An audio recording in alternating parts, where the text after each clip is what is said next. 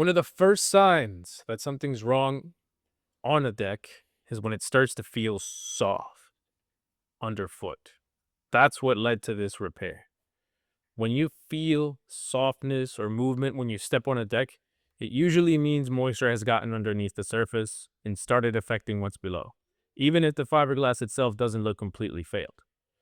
In this case, the issue wasn't the entire deck, though. Most of the fiberglass system was still doing its job, so the problem was localized to one area where water was able to get in and wasn't draining properly. When water gets trapped like that, it doesn't always show up right away, but over time, it starts breaking down the substrate underneath, which is what creates that soft feeling.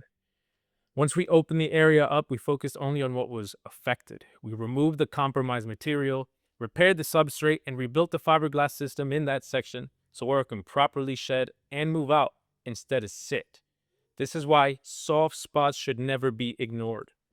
When the issue is caught early and it's localized, it can be repaired without tearing apart the entire deck, because not every deck needs a full rebuild.